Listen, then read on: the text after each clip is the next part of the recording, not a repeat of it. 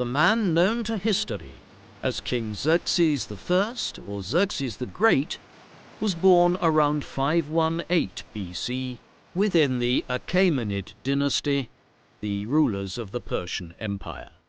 The name Xerxes derives from a Greek transliteration of the Persian king's name, which may be rendered more accurately as Kshe-Asher. That he has become known as Xerxes highlights the manner in which his interactions with the Greek world would frame his life and reign, and Xerxes is best known for his role in the second Persian invasion of Greece in the late 480s BC. He featured prominently in Herodotus's histories, widely regarded as the earliest work of systematic historical inquiry in Western literature. This work of both historical discussion and social anthropology is our greatest source for Xerxes' life, though Herodotus often colored his accounts with highly fantastical details. Xerxes' father, Darius I, also known as Darius the Great, King of Kings, ruled the Achaemenid Empire between 522 BC and 486 BC. Son of a powerful Persian nobleman, Darius had come to power in a coup to claim control over the Persian Empire, which itself had only emerged a few decades earlier, rising out of the area that is modern-day Iran to conquer the Babylonian Empire and much of the Middle East. Darius ruled over the Persian Empire at its greatest territorial extent, though he is best known for the failure of his attempt to conquer the Greeks, which ended with his defeat to the Athenians in the Battle of Marathon in 490 BC during the first Persian invasion of Greece. His mother, Atossa, was the daughter of Cyrus II, or Cyrus the Great, the founder of the Achaemenid Empire. Darius had married Atossa shortly after becoming king in an effort to strengthen his rather tenuous claim to his throne. The couple had 4 sons, of whom Xerxes was the eldest. Darius also had several other children from 5 other wives, one of whom he married before he became king. Although Persian women could not hold political office in their own right, Atossa was Darius's favorite wife and wielded considerable unofficial authority at court. The manner in which Darius came to rule over the Persian Empire remains a subject of historical dispute. Cyrus the Great's son and successor, Cambyses II, had died childless in July 522 BC. Although Cambyses had a younger brother named Bardia, Herodotus claims that Cambyses had him put to death as he was afraid that Bardia might rebel against him. This was not widely known, so a priest named Gaumata, who resembled Bardia, assumed his identity and claimed the throne as Cambyses' successor. Then, several months later, a nobleman named Otanes apparently uncovered the king's real identity and brought together a group of 7 plotters to eliminate him. Among the 7 was Darius, who had previously served in the prestigious role of King Cambyses' lance-bearer. The plotters tracked the false king down to the fort of Sikyavortish, and Darius himself struck the mortal blow. The plotters then drew lots to determine who would be king, from which Darius emerged as the winner.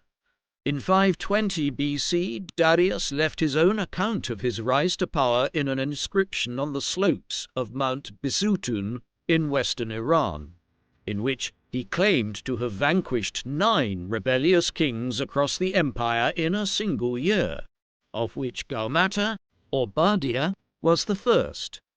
Darius begins by establishing his ancestry, claiming a common ancestry to that of Cyrus the Great, with both men ultimately stemming from the line of Achaemenes, who gave his name to the Achaemenid Empire. Darius therefore justified his actions by claiming that he was restoring his family to the throne. Many classical and Persian scholars alike, though, have questioned this tale and consider it a piece of monumental propaganda on the part of Darius to cover up the fact that he had usurped the throne and killed the real Bardia. There is almost no information about Xerxes' life before he became king at the age of 32 in 486 BC. In his biography of Xerxes, the British historian Richard Stoneman used the education of Cyrus, the partly fictionalized biography of Cyrus the Great by the Athenian general and writer Xenophon from the early 4th century BC, as the basis for Xerxes' education and upbringing. The core elements of a Persian noble's military education included horsemanship and fighting with bow and spear on foot and on horseback. Noble children were taught the main principle of Zoroastrianism, the empire's state religion. Based on the teachings of the semi-mythical prophet Zoroaster, Zoroastrians worshipped one supreme god, Ahura Mazda, who created the world and used truth to give it order. Ahura Mazda is involved in a constant struggle against Ahriman, the evil spirit responsible for falsehoods. Persian princes like Xerxes would therefore have been taught to consider telling the truth a sacred obligation, with lying and deceit equivalent to heresy. While Zoroaster's teachings formed a key part of the Persian state religion, especially during the reigns of Darius and Xerxes, the Persians continued to believe in a wide pantheon of traditional gods, though their drift towards quasi-monotheism was a striking forerunner of what would occur with Christianity in the Eastern Mediterranean centuries later. According to the first Alcibiades, a Socratic dialogue loosely attributed to the Greek philosopher Plato, Persian princes were brought up by eunuchs until the age of 14, when they would begin receiving lessons from tutors chosen from the aristocracy. As the Persians had a strong oral tradition, there is no indication that Xerxes would have been taught to read and write, and anything that needed to be recorded in writing was done by imperial scribes. At the age of 16 or 17, young Persian nobles would then spend a period of 10 years practicing military drills and going hunting. From their mid-20s, they would serve as the king's soldiers before transferring to civil and administrative roles in their early 50s. Xerxes' mother, Atossa, had a major influence on his life, and she may have been behind his marriage to Amestris, the daughter of Atanes, the man who had helped Darius in his coup of 522 BC. The ancient sources are silent about Amestris's childhood and upbringing, nor do they give any dates for her marriage to Xerxes. Xerxes' father's empire was vast. It was only founded in 559 BC by Cyrus the Great, when he led his followers from Persis, a region corresponding to Fars province in the south of modern-day Iran, westwards to conquer the Babylonian Empire in Mesopotamia in modern-day Iraq.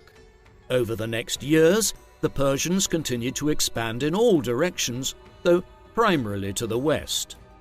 By the early 540s BC, the Persians had reached the borders of the realms of King Croesus of Lydia in what is now Turkey. There, they occupied his capital of Sardis in 547 BC, extending Cyrus's emerging empire to the Aegean. This might have led to an immediate clash between the Persians and the hundreds of small Greek city-states that ringed the Aegean Sea, including the coastline of western Turkey, but instead, Cyrus turned his attentions elsewhere, completing his conquest of the Babylonians and their lands in places like Syria and the Levant. His son and successor, Cambyses II, then looked further southwestwards and campaigned into Egypt. By the time Xerxes' father Darius came to the throne, the Persian Empire stretched from Egypt all the way east to parts of Central Asia and from the Black Sea south to northern Arabia. Though It was a decentralized empire ruled by individual junior kings or satraps who paid homage to Darius and would do so to Xerxes as well one day when he succeeded his father. Shortly before that accession would occur, Darius turned his eyes to the Greeks of the Aegean. Though there was no individual power within the Greek world that could in any way match the Persians militarily, the Greeks were still a powerful people, having colonized large parts of the Mediterranean and Black Sea and become rich from their extensive trade and commerce. From amongst them, the Athenians were the emerging mercantile and naval power, though the Spartans of the Peloponnese were regarded as the most proficient military warriors of the known world. In the 500s and 490s BC, Darius had begun slowly conquering some of the Greek city-states of the Ionian coast of Anatolia in western Turkey. Some of these revolted against Persian rule in 498 BC, leading several of the more powerful Greek city-states further to the west on the Greek mainland to send aid to them, notably the Athenians. The Persians responded with a series of punitive campaigns targeting the Ionian city-states, and by 493 BC, the rebellion had been fully extinguished. The following year, Darius decided that his vengeance had not gone far enough and attempted to conquer the whole of the Greek world by sending an invasion force under the Persian general Mardonius. While Mardonius managed to secure the submission of Thrace and Macedonia in northern Greece, a storm near Mount Athos resulted in the loss of hundreds of ships and forced him to turn back. Unperturbed, in 490 BC, Darius ordered a new naval campaign across the Aegean, one which ended with the unexpected Athenian victory at the Battle of Marathon east of Athens itself. Yet, while the first Persian invasion of Greece had failed, neither Darius nor his son would forget about the Greeks, and Xerxes became committed to launching a much more extensive military campaign against the people of the Aegean. In 486 BC, while Darius was planning another campaign against the Greek city-states, the king fell ill and died. Xerxes' path to the kingship was more straightforward than his father's, although it had not been uncontested. Xerxes had 3 elder half-brothers from Darius's first marriage, the eldest of whom, Artabazanes, also claimed he had a right to be his father's successor.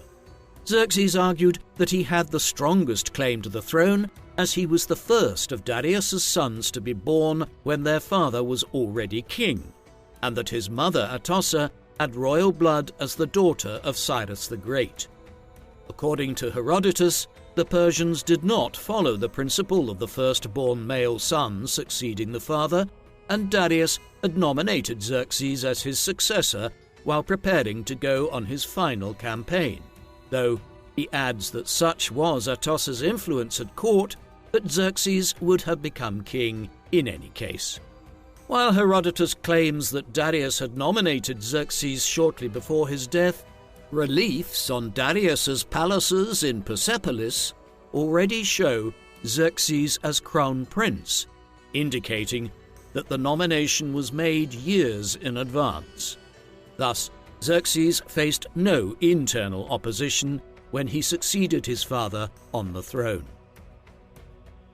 The only ancient description of a Persian king's coronation is found in the Greek historian Plutarch's biography of King Artaxerxes II, the great-grandson of Xerxes I. We can extrapolate some ideas about how Xerxes' coronation was carried out from Plutarch's account. After a period of mourning for his late father that ended in Darius's burial at Persepolis, one of 4 Persian capitals, Xerxes was crowned king at nearby Pasargadae, Cyrus's capital and burial place in southern Iran. The ceremony may have been held at the shrine of the goddess Anahita, the Iranian goddess of wisdom and warfare. The eternal flame of the Zoroastrians that had been extinguished following Darius's death were lit once again. After being invested as king in a ceremony hidden from view inside the sanctuary, Xerxes would have placed upon his shoulders the robe of Cyrus the Great before descending the stairs into the presence of the awaiting crowd. The ceremony was followed by a grand feast accompanied by music. The Persian court, which Xerxes now assumed to the height of, did not stay in a single location, and the king spent the year moving between 3 or 4 capitals. The king's summer capital was the old Median capital of Ecbatana, while in winter the court travelled to Susa, the capital of the former Elamite kingdom in southwestern Iran, which the Greeks considered the centre of Persian power.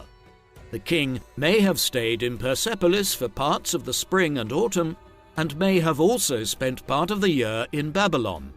The empire had an extensive road network to facilitate communication, and the Persian Royal Road enabled couriers to cover the 1,500 miles between Sardis and Susa within 3 months. With the exception of the Greek cities in the west, the empire's economy was predominantly agrarian. The Greek philosopher Aristotle wrote that Persian satraps accumulated wealth from land, local produce, herding, trade, and the collection of various dues and taxes, portions of which were then sent to the king. The empire's wealth was therefore concentrated with the king and in his capitals, contributing to the splendour and ostentation that the Greeks considered decadent. Although the Greeks saw the Persians as their great external enemy, from the core of the Persian Empire, the Greeks were little more than a nuisance on the distant western frontier who deserved to be taught a lesson when they rebelled against the king. While the Persian kings were autocratic rulers, no single individual could hope to govern such a large empire without many officials. In the case of the Persian Empire, the imperial staff consisted of some 15,000 people who accompanied the king as he moved between his capitals. The king sought advice on important political and military issues from a council of 7, many of whom came from noble families closely connected to the royal family. The system of satrapies allowed the king to project his power from his capitals to the provinces. In an effort to prevent the satraps from acting too independently and challenging the king's authority, Xerxes also appointed an official to shadow each satrap and ensure they were carrying out their functions properly. Another prominent part of the imperial staff were the eunuchs, whose primary function was to control access to the royal women. The king and his court were protected by an elite bodyguard known as the Immortals, who received their name from the fact that their strength always remained constant at 10,000 men, as every man killed in action was immediately replaced. The Immortals not only provided internal security for the king and his court, but served as an elite heavy infantry unit on the battlefield.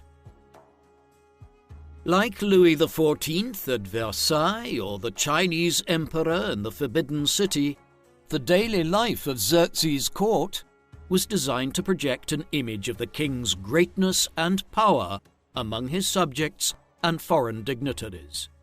Every morning, Xerxes put on his imperial robes and mounted his throne in the audience hall, where he was attended to by the Chiliarch, the senior official who managed the court proceedings.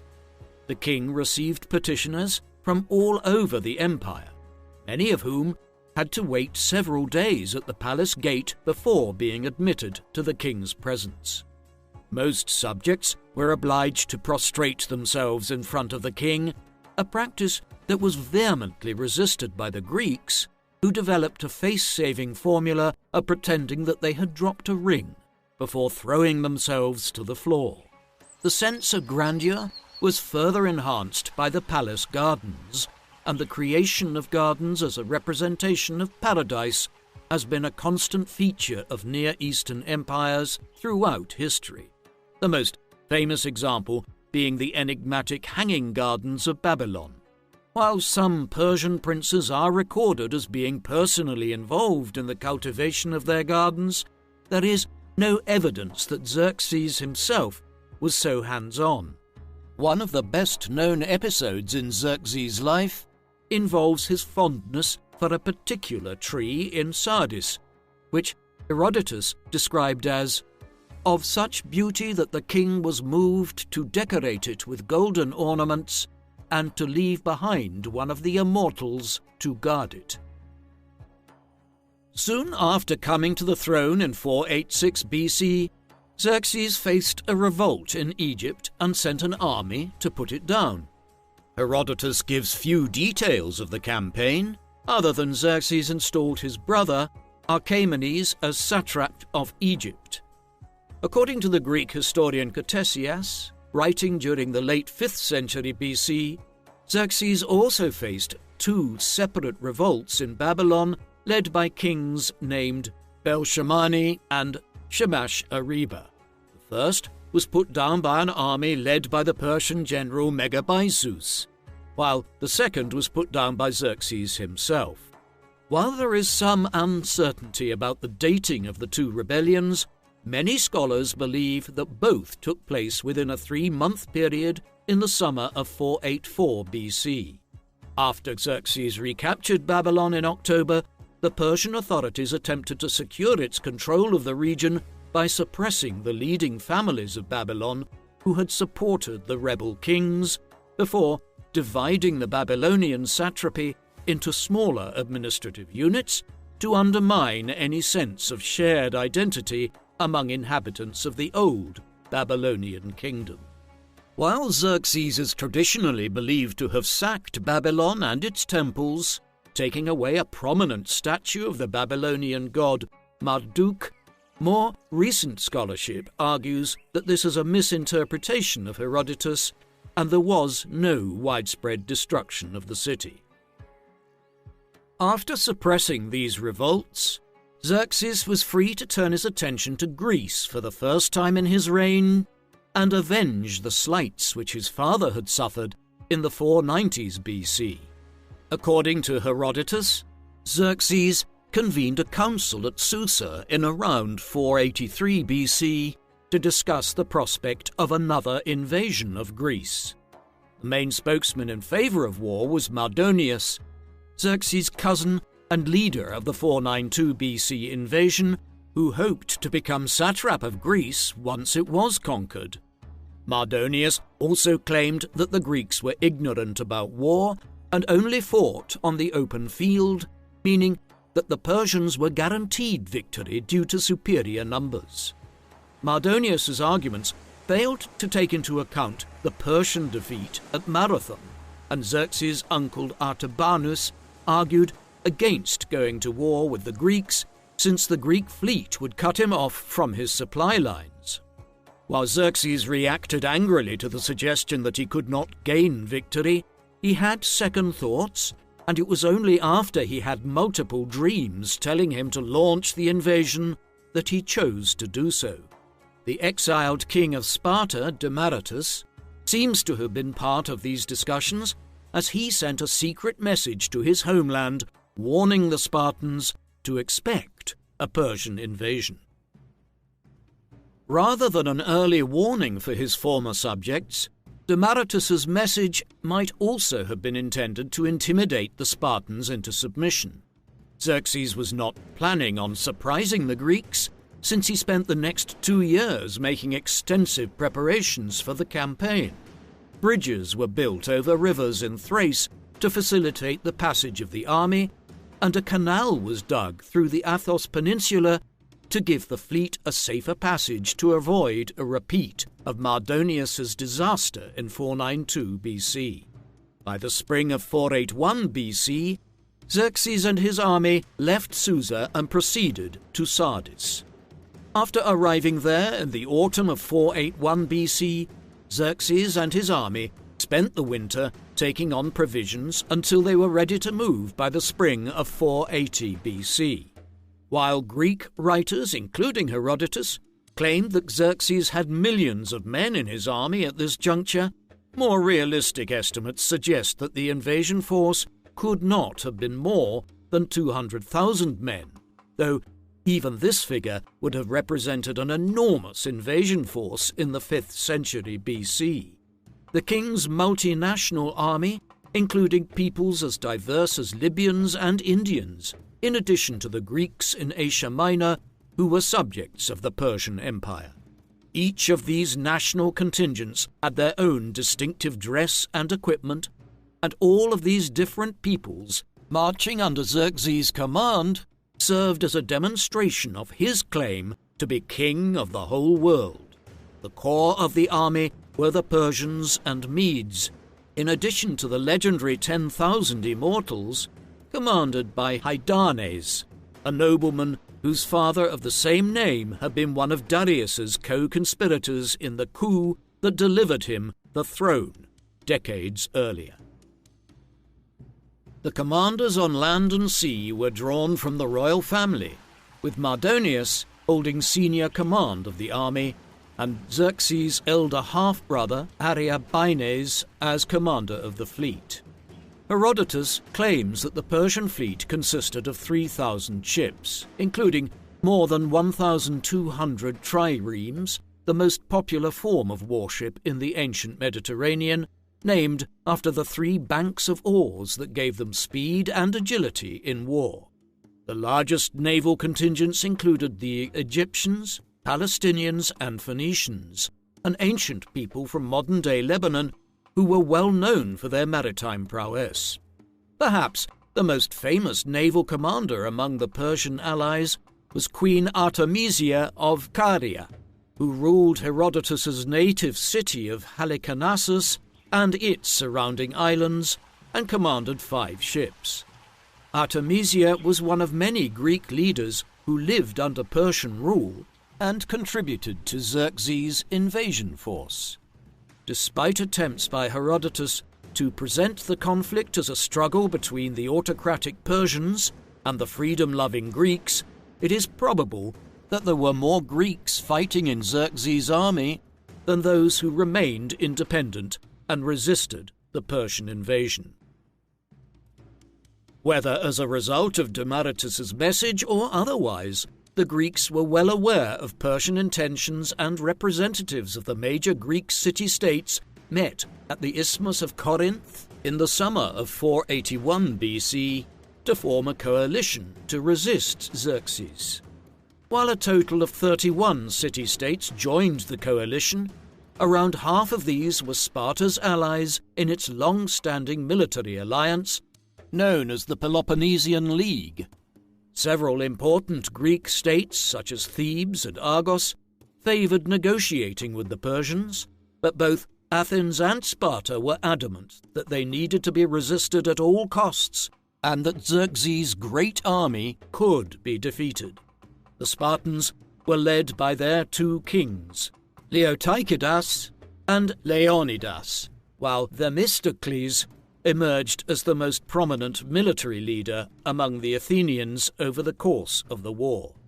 After leaving Sardis, Xerxes is said to have stopped at the fabled city of Troy on the coastline of western Turkey and to have listened there to tales of the Trojan War, though this story was almost certainly just a literary device used by Herodotus to associate the Persian Wars with the heroic age of Achilles and Hector, which also saw a clash between the European Greeks and the Trojans of Asia Minor.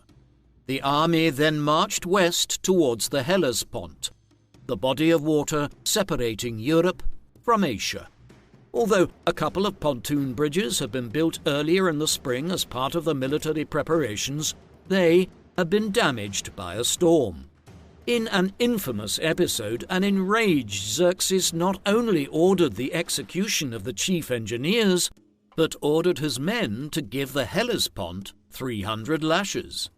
While this reaction is the subject of Greek mockery, it is consistent with Persian religious and political ideology, which regarded the king as the ruler of the natural elements. The king was punishing the sea for a hostile act in the same manner that he would punish rebellious subjects. While the bridges were being rebuilt, Xerxes arranged sporting competitions for his soldiers and followed the proceedings from a hill overlooking the straits. Once the bridge was repaired, the great Persian army crossed the Hellespont into Thrace. There, Xerxes conducted a final review of it at Dariscus, located near the modern-day border between Greece and Turkey, before the march began. After heading west into Macedonia, where he may have called on King Alexander I of Macedon to resupply his armies, Xerxes began his march south against the independent Greek states. While Xerxes had made extensive preparations to facilitate his army's progress through northern Greece, there were no attempts to improve the roads leading south, and the Persian army moved slowly. The leisurely pace may have been a deliberate choice by the king to show his overwhelming force and compel wavering Greek states to submit to him without a fight. In the meantime, the leaders of the Greek coalition had met again to consider their strategic options. While Sparta's allies in the Peloponnesian League favoured remaining behind the fortifications that had been built across the Isthmus of Corinth, turning the Peloponnese into a stronghold, others, like Athens, were adamant that a defensive line much further north was needed.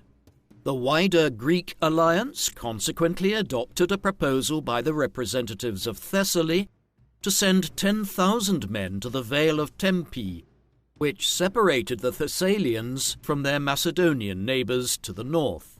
However, upon its arrival, the commanders were informed that the position could be outflanked and hurriedly withdrew, prompting the wavering Thessalians to submit to the Persians. By early August, it seemed as though the Greeks were set to fight at the Isthmus, which would mean abandoning Athens to its fate. The Greeks were also encumbered by their religious duties, with many city-states distracted by the religious festivals and sporting games held that year at Olympia, while the Spartans were observing the annual Carneia festival in honor of Apollo, one of the most important events on their religious calendar. In spite of this, and in response to a message from the Delphic oracle indicating that Sparta would fall unless one of its kings were to die in battle, one of its two reigning monarchs at the time, King Leonidas, led a few thousand men, including 300 elite Spartan soldiers, to Thermopylae, a narrow pass between the mountains and an inlet of the Aegean Sea. Leonidas knew that his small force could not win a decisive victory over the Persians, but it could still inflict heavy casualties on the attacking army and win time for the Greek allies to mount a defence behind the isthmus. Knowing that it would be a suicide mission, Leonidas required each of the 300 men to have a son to carry on the family line. Leonidas picked up some allied contingents on the way to Thermopylae, and by the time he arrived he had a force of some 7,000 men under his command. As Xerxes approached the pass in mid-August, he could see the Spartans taking part in nude exercises and washing their hair. When King Demaratus informed Xerxes that such rituals indicated that the Spartans were preparing to fight to the death, the Persian king laughed derisively. Nevertheless, Xerxes waited several days to launch his first attack at Thermopylae, perhaps expecting the Greeks to fall back as they had done so at Tempe. Alternatively, Xerxes may have known that it would cost him heavy casualties to overcome the Spartan defenders occupying the narrow pass, and preferred a diplomatic solution as he sent an envoy to the Greek camp asking Leonidas to submit and lay down his arms in return for fertile lands in the Persian Empire. The Spartan king refused by famously challenging Xerxes to come and take them. Leonidas took up his position at the so-called Middle Gate, the narrowest section of the pass, where he restored an old defensive wall to strengthen his position. On around the 17th of August, Xerxes ordered his men to begin their assault on Thermopylae. The terrain naturally favoured the Greeks, since it prevented Xerxes from using his numerical superiority to its full extent. Accustomed to fighting on open ground, the main weapon of the Persian infantry were their bows, which would unleash volley after volley of arrows to soften the enemy before the Persian cavalry manoeuvred to strike at the flanks or to take advantage of gaps in the enemy defences created by the bowmen. In contrast, the Greek hoplites were heavily armoured with spears that gave them a longer reach than any of the Persian hand-to-hand weapons. The first Persian attack was launched by the Medes, the Persian arrows flying so thick that they allegedly blotted out the sun. The lightly armed Medes then closed in for the attack, but were repulsed by the Greek hoplites with heavy losses. Xerxes responded by throwing forward successive contingents of his multi-ethnic army into the attack, and though some of these were better suited to hand-to-hand combat, Leonidas's position remained impregnable. On occasion, Leonidas would order his men to stage feigned retreats in order to trap larger numbers of enemy troops in the pass.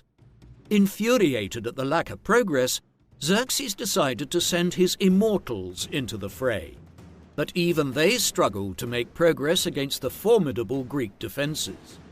After 2 days of battle, a local shepherd informed Xerxes about a narrow mountain path that could be used to circumvent the Greek position.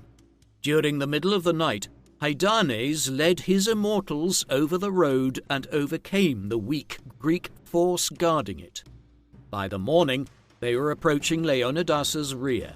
In these desperate circumstances, Leonidas sent away any allied troops who did not wish to die and fought a last stand with his Spartans. The king led the 300 in front of the wall so they could deploy in a single line and attack the enemy in full force. According to Herodotus, 20,000 of Xerxes' men fell on the final morning of battle, but eventually the Spartans were killed one by one. After finding Leonidas's corpse, Xerxes ordered it to be mutilated and placed his head on a pole. Herodotus remarks that this was not a common practice among the Persians, suggesting that Xerxes was hugely angered by Leonidas's resistance and how costly defeating the Spartans at Thermopylae had proved. At around the same time, a naval action was fought at nearby Cape Artemisium to prevent another contingent of Xerxes' army from landing reinforcements at Thermopylae. The Persian fleet had already suffered considerable damage during a storm at Cape Sapias, resulting in the loss of around a third of the entire force. Although Themistocles had fewer than 300 triremes under his command, he adopted a circular formation with prows pointing outwards to make it impossible to outflank, and those Persian ships which attempted to do so were picked off in quick order. According to Herodotus, when Themistocles carved messages onto the rocks on the shore to persuade the Greek elements in the Persian fleet to defect, Xerxes responded by sending the Athenian naval commander a message inviting him to view the heaps of the unburied Greek dead at Thermopylae, warning that he would suffer a similar fate if he continued to fight. Although the Battle of Artemisium was tactically indecisive and the Persian navy was able to continue its southward progress, Themistocles had inflicted further losses upon the Persian fleet, which, in conjunction with the storm at Cape Sapias, reduced the Persian force to around half its initial size. Nevertheless, Xerxes maintained his numerical superiority on both land and sea and marched towards Athens with his main force. A Persian detachment was sent towards Delphi to plunder the sanctuary, but In an intervention credited to the god Apollo, a landslide at Mount Parnassus buried much of the Persian force alive, and the remainder fled from the scene. After securing the submission of the Boeotians in central Greece, Xerxes' army approached the Athenian heartland of Attica and proceeded to ravage the countryside. By this time, the city of Athens itself was largely empty. A delegation of Athenians had been to the oracle at Delphi and received a message which suggested that while the enemy would occupy the city, the Athenian population would be safe from the Persians behind its, quote, wooden wall. While a large number of Athenians believed that this meant they should rebuild a wooden wall around the Acropolis in the center of their city, Themistocles believed that the wooden wall referred to the Athenian navy. A large deposit of silver had recently been discovered at Laurium in southeast Attica, and Themistocles proposed this newfound wealth should be used to build a large fleet. The issue went to a vote in the Athenian assembly, which adopted Themistocles' proposals. When news arrived that Xerxes was marching south from Thermopylae, Themistocles put his plan into action. Almost the entire population of Athens was conscripted to man the fleet, though Themistocles retained a token garrison on the Acropolis. The Persians established a position on the Areopagus, the rocky hill below the Acropolis, which hosted the Athenian noble council, from where they shot fire arrows at the Athenian citadel. While the garrison initially prevented the Persians from approaching by rolling boulders down the path, a Persian force gained entry elsewhere by scaling up a vertical rock. Xerxes' army then burned all the religious buildings on the Acropolis, including the Temple of Athena and the Old Parthenon. In the aftermath of the battle in September 480 BC, Xerxes dispatched a message to Susa announcing that the aid Athens had provided to the Ionians at the time of their revolt, nearly 20 years earlier, had finally been avenged. The city of Athens lay in ruins, but Xerxes was premature in thinking he had defeated the Athenians entirely. With his surviving ships from the Battle of Artemisium and additional reinforcements from the other Greek allies, Themistocles awaited the Persian fleet at the island of Salamis in the Saronic Gulf, west of Athens and south of the Isthmus of Corinth, where the main Greek army had now assembled and was preparing to face an assault on land. Although the turncoat Spartan king Demaratus had advised Xerxes to split his fleet in two and send a squadron to land an army on the Peloponnese, the Persian naval commanders, with the exception of Queen Artemisia, favoured keeping the fleet together. According to Herodotus, Themistocles had 380 triremes at Salamis, while the Persian fleet could not have numbered more than 600. The Battle of Salamis began on a late September morning in 480 BC, not long after Xerxes had entered the burning ruins of Athens in seeming triumph. The right wing of the Greek fleet broke through the Persian line, and the rest of the Greek ships followed to encircle the enemy. With little room for manoeuvre in the narrow straits, the Phoenician ships bore the brunt of the action, and many were sunk. As he observed proceedings from a nearby hill, Xerxes must surely have struggled to believe what was happening. The Persian fleet was in disarray, and its commander, Ariobanes, had been killed in action. In order to get away, Artemisia had to ram one of her own ships, making the captain of an approaching Greek ship believe that hers was an allied ship.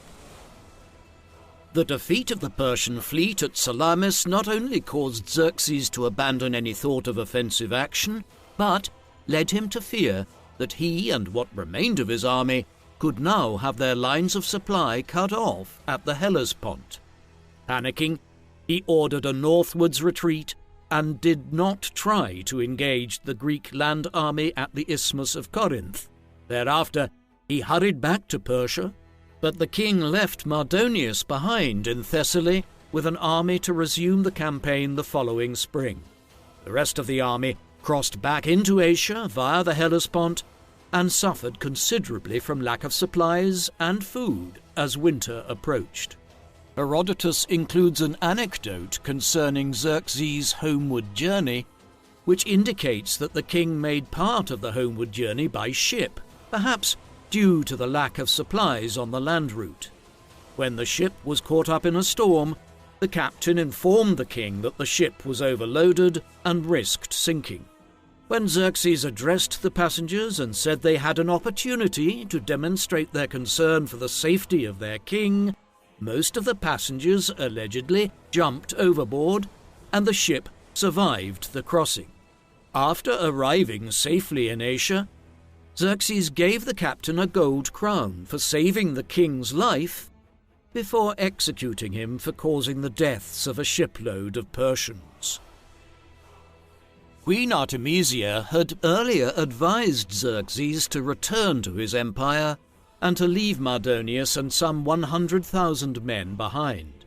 If Mardonius were to be successful, then the glory would belong to Xerxes for expanding his empire. If Mardonius were to be defeated or killed in battle, it would make little difference to the king and the Persian Empire. As far as Xerxes was concerned, he had sacked Athens, and that was enough of a victory for him to save face and claim some minimal victory at the least. When Mardonius began his campaign in around June 479 BC, after a long hiatus in the winter and spring of 479 BC, the Athenians once again evacuated the city, allowing the Persians to sack it for a second time. Rather than pressing on to the Peloponnese in late July, Mardonius decided to retreat to the friendly territory of Thebes. Although the Greeks had intended to fight a defensive battle at the Isthmus, the Spartan general Pausanias now led a large army northwards and confronted Mardonius at Plataea, near Thebes. Pausanias staged a feigned retreat to encourage Mardonius to go on the offensive, before the Greek hoplites maintained their positions and cut down the Persian infantry, and the Persian commander was killed by a stone from a Spartan slinger. On the same day as the Battle of Plataea, a Greek fleet commanded by King Leotychidas of Sparta defeated the Persians at Mycale in Asia Minor. In an effort to avoid a repeat of Salamis, the Persian fleet had come ashore and established a fortified position at Mount Mycale, but the Greeks proceeded to set fire to both the Persians' ships and the fort at Mycale, massacring the defenders in the process. Since leaving Greece, Xerxes had remained at Sardis for a year. It was here that he received word of the twin defeats at Plataea and Mycale, following which he decided to abandon all thoughts of conquering Greece and returned to Susa. The second Persian invasion of Greece, which clearly involved a much larger army than the first a decade earlier, had ended in dramatic defeat for Xerxes. For the next 20 years, the Greeks launched frequent raids into Asia Minor, taking control of a handful of cities in the process, taking the fight to Xerxes. They also extensively celebrated the defeat of the Persian invasion as a great victory, with Thermopylae and Salamis in particular being hailed by the Spartans and Athenians as demonstrations of Greek martial prowess and the successful liberation of Greece from the despotic Oriental invader they perceived Xerxes as being. It was therefore natural for the Greek playwright Aeschylus to show the defeated Persian soldiers returning to Susa in rags at the end of the campaign in his play The Persians. However, some classical scholars speculate there may have been a Persian tradition that celebrated the second invasion of Greece in 480 BC and 479 BC as a victory. If Xerxes' primary motivation was to seek revenge for the Athenian sacking of Sardis, then The sacking of Athens in successive years had achieved that objective. But we should not be fooled. Xerxes had failed in his ultimate objective of conquering the Greek city-states entirely. As Xerxes turned his back on Greece, the Greeks also turned their backs on him. And despite the fact that Xerxes' reign lasted another 15 years, he hardly gets a mention in the Greek texts after 479 BC. As Herodotus and other writers fail to mention him thereafter, we consequently have very limited information concerning his later rule. We do know that in the aftermath of the Greek campaign, Xerxes turned his attention to another aspect of his father's unfinished work, the grand construction projects in the imperial capitals of Susa and Persepolis. The city of Persepolis was a relatively recent creation, and while the site may have been chosen by Cyrus, construction work was started in around 515 BC, early in the reign of Darius the Great. The earliest buildings on the site are the Great Stairway and the Apadana, the king's audience hall, which was modelled on a similar structure that had just been completed in Susa. These edifices were built on high ground above the plain, and in the early 5th century BC, work began on an artificial terrace at the same level, 15 metres above the ground, and faced with a limestone wall, creating a site 300 metres wide and 455 metres long. Xerxes probably began construction work in Persepolis immediately after becoming king, employing craftsmen from all over the empire to build and decorate the palaces. While Xerxes completed his father's unfinished buildings, his conception for the city was on an even grander scale. He blocked Darius's entrance in the south and instead built an entrance to the northwest with a gentle incline leading towards the monumental Gate of All Nations, flanked by 2 winged bulls. The gateway is located at a right angle to the northern facade of the vast Apadana, completed by Xerxes, which could accommodate an estimated 10,000 people. The 2 staircases to the east and north leading to the structure bear inscriptions by Xerxes that stated, "Proclaims Xerxes the great king, by the favour of Ahura Mazda, my father Darius the king built and ordered to be built much that is beautiful, and similarly, by the will of Ahura Mazda, I added to that work and built more." The stairways are decorated with reliefs of processions of guards and foreign dignitaries bringing tribute from across the king's vast domains. The centre of each staircase featured an image of the king on his throne, facing to the right, with the crown prince following behind. There is no consensus on whether the king depicted is Darius, with Xerxes as crown prince behind him, or if Xerxes himself is occupying the throne. To the east of the Apadana stood another monumental public building of 70 square metres known as the Hall of 100 Columns, which remained unfinished at the end of Xerxes' reign, and which was only completed by his son and successor, Artaxerxes I. The edifice may have initially served as a hall for the king to receive his military commanders, but was later used as a storeroom for valuable artifacts. The palace of Darius, the king's private residence, is located in the southwestern corner of the palace complex and features images of Darius as king and Xerxes as crown prince. Throughout his construction work in Persepolis, Xerxes seems to have been motivated by a desire to outdo his father, and it was no different when it came to their private palaces.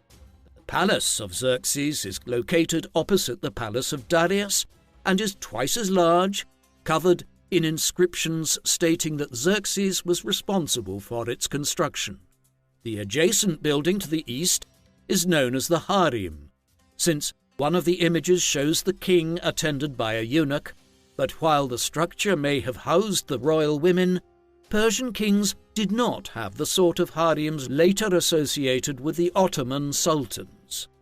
While the Greeks claimed that the kings of Persia had 360 concubines, one for each day of the year, there is no evidence for this, and the tale may stem from Greek writers' desire to portray Persian kings as hedonists, more concerned with their carnal desires than the affairs of state. The vast treasury building, measuring 120 meters by 60 meters, is located at the southeastern corner of Persepolis. This was where the royal archives and gifts from tributaries were stored. This was one of the earliest buildings dating from the reign of Darius, though Xerxes made extensive alterations and opened a new entrance to the east. The central part of Persepolis is occupied by an enigmatic building, the function of which is unknown. As a result, it is known by a number of different names, including the Central Palace, the Council Hall, and the Tripolion, or Triple Gate. It could have simply served as a gate at the crossroads connecting the major buildings on the site, or it could have been a venue for the king to meet important officials. While construction was begun by Xerxes, it was completed by Artaxerxes, whose image is shown by all four doors. Despite all of Xerxes' monumental architecture, there is still some mystery surrounding the purpose of Persepolis. The fact that the city is rarely mentioned in the Greek sources until the 4th century BC gives the impression that it was not a center of political significance.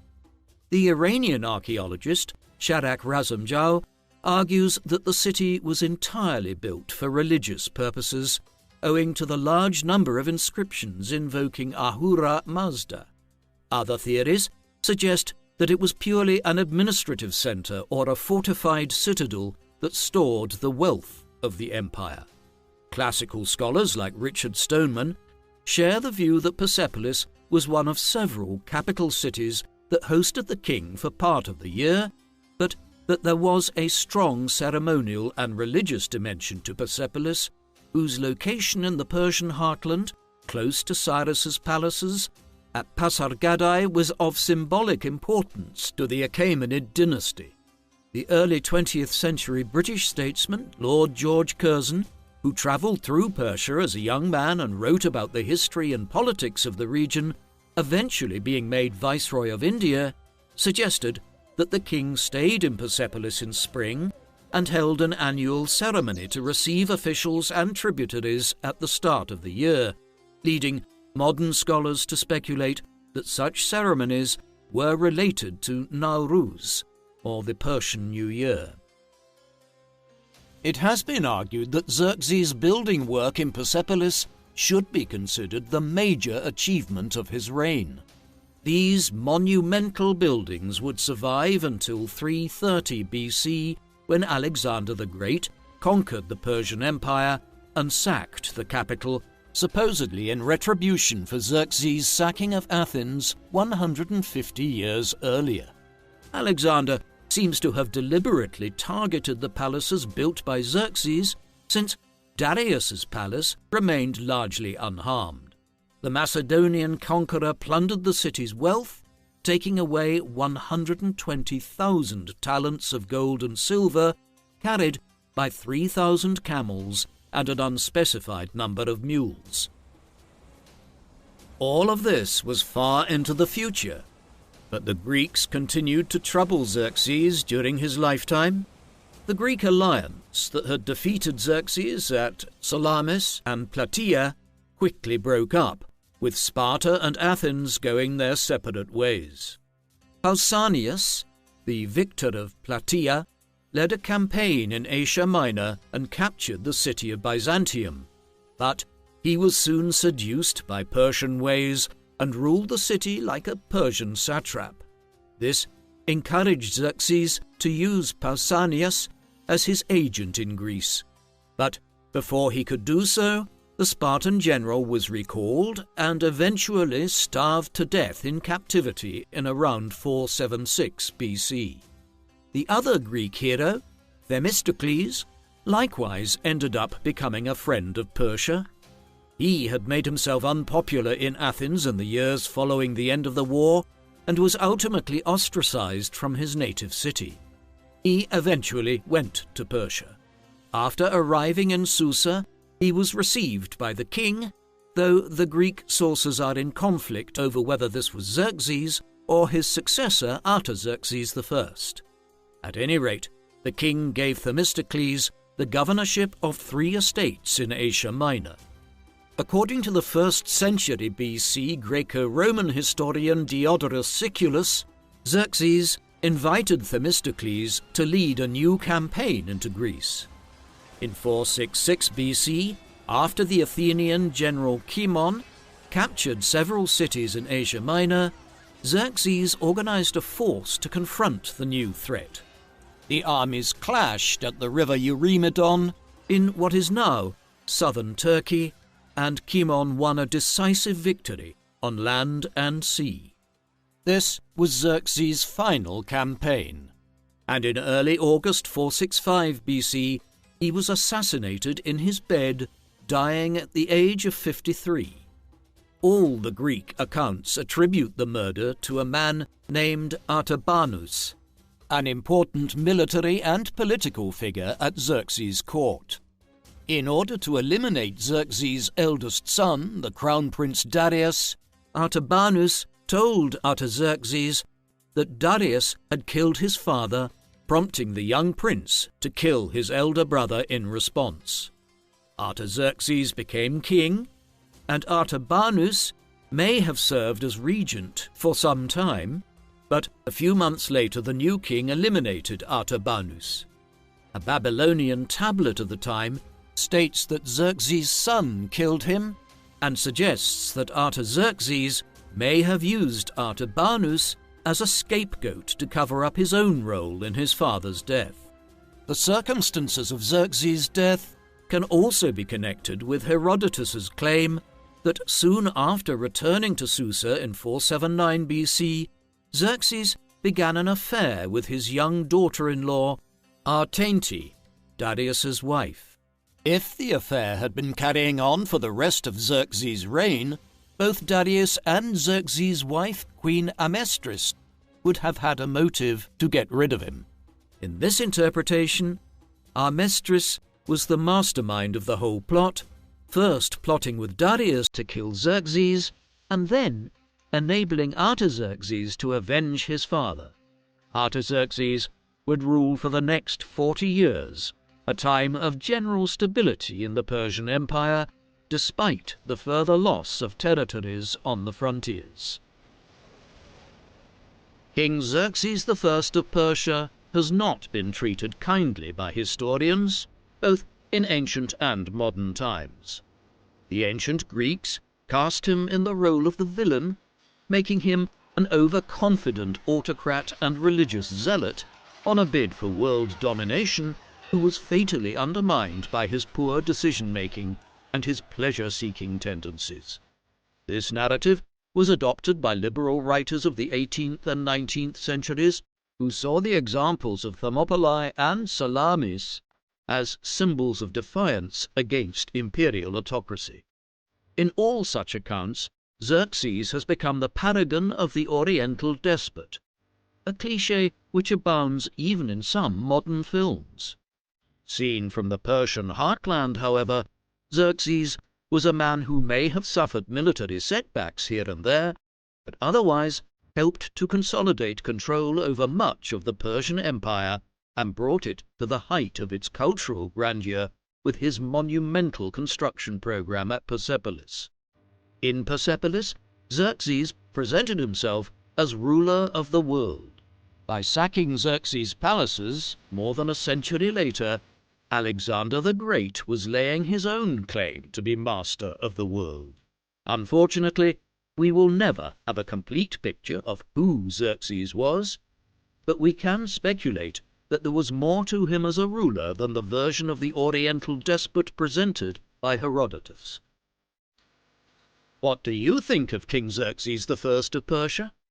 To what extent Was he the Oriental despot of Greek caricature who cared only about wine and women and neglected political affairs? Was his building program at Persepolis a further demonstration of imperial megalomania? Or was it instead a reflection of the stability of Xerxes' rule? Please, let us know in the comment section. And in the meantime, thank you very much for watching.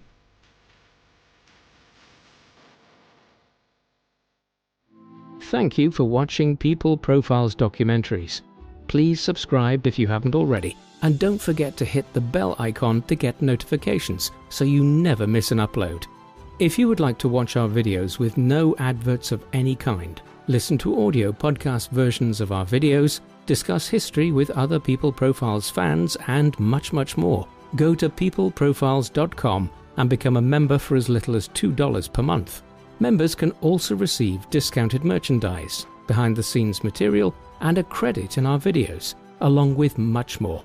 So, please support us in our work in return for exclusive offers at peopleprofiles.com via the link in the video description. Thank you very much for watching.